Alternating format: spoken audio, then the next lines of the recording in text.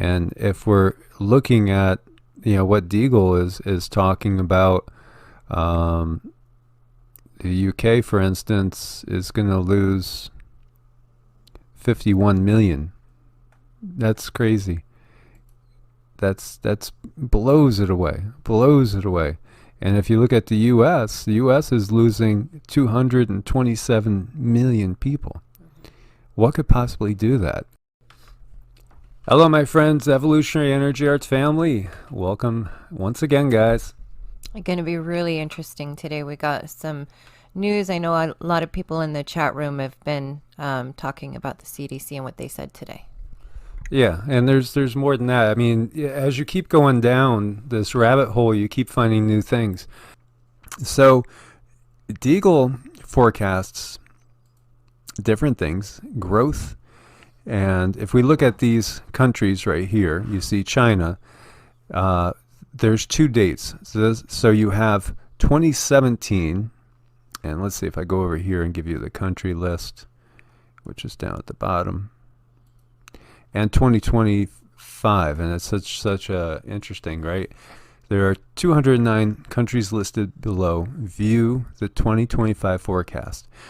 And when they were confronted with this, because when you look at the United States of America, in 2017, population 327 million, their forecast for 2025 is 100 million people. So when they were asked about this, back, I think it was in 2017 or 2018, they said, well, it'd be due to economic conditions. They expect a gigantic crash to happen, and people will leave the U.S. But when you add all the numbers together, which I did, it shows there's about 550 million less people in the world than there in 2025 than there is in 2017.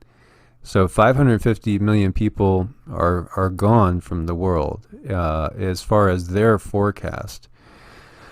So when we look at this, here you see that top number in red. That's China's population. Now, here they're showing it's going to go down.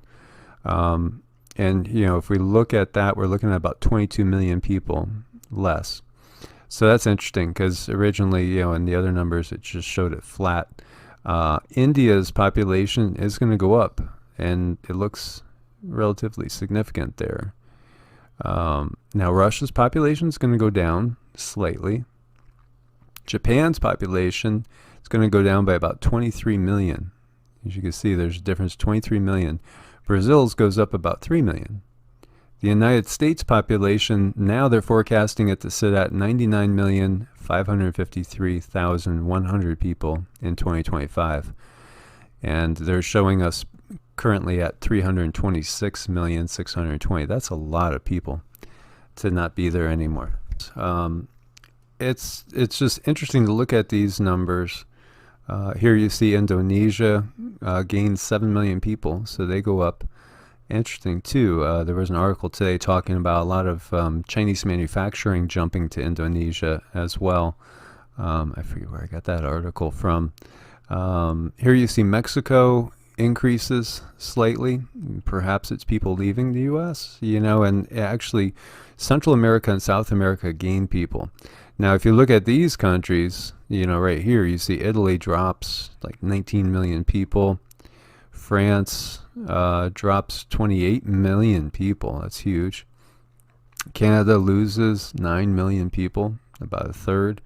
South Korea, big loss there as well. It goes from 51 million to 37 million. You see the Netherlands drops population. Pakistan gains population. Pakistan gains a lot. Actually, it gains about 14 million people. I almost wonder if, what's up with that. That's kind of weird. Iran loses a little bit of population there. I guess that looks like maybe around, what is that, like 45,000 people, something like that. Thailand loses population. Turkey loses 9 million. That's big. Egypt gains about 8 million people. Malaysia gains like 2 million. Nigeria loses 3 million. Philippines gain like 13 million people. Germany, look at the loss on Germany. Germany goes from 80 million people population to 28 million. That's massive. Yeah, massive drop. And did we cover the UK? Because the UK has a huge drop too. So Germany is massive. Spain, big losses, almost cut in half, 48 million to 27 million. Saudi Arabia loses about 3 million people as well. You see Colombia gaining almost a couple million. Argentina loses 3 million. So it has to do with political alliances, I would think, and war as well. Taiwan loses like 5 million people. Australia loses 8 million. They go from 23 million to 15 million. Poland loses 5 million. And we see the trends continue. Bangladesh, gains 19 million. That's not earth change related, because Bangladesh is so prone to flooding and all sorts of earth changes there as well. And we look at Romania losing 4 million. Iraq loses 6 million. Belgium loses 3 million. South Africa loses 9 million people. Venezuela loses 2 million, and you got to wonder about that too, right? Finland loses population there. Peru gains. Austria loses.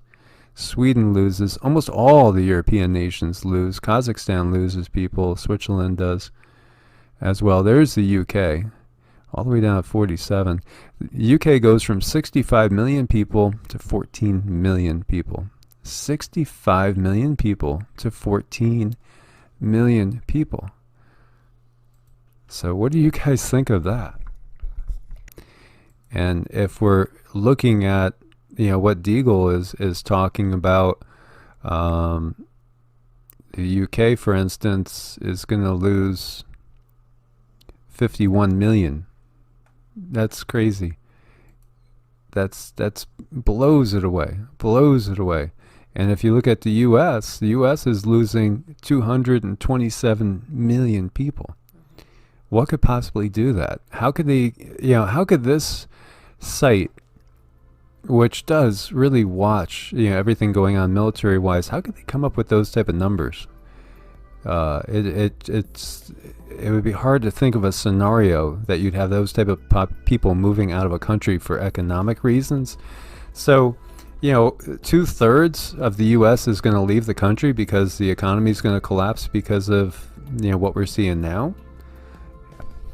And the other important component to the Deagel numbers, because Deagel is all about military expenditure, is whose militaries go up in expenses and whose go down. And you see China's increases dramatically, probably 40% increase. Russia's increases almost doubles as far as their military budget. India's military budget almost doubles, right, going from 2017 to 2025. Then you see Japan's decreases hugely. You see United States, it decreases by, how do you even calculate that? Look at that. 637 billion to 32. That's huge. It's 1/20th what it is.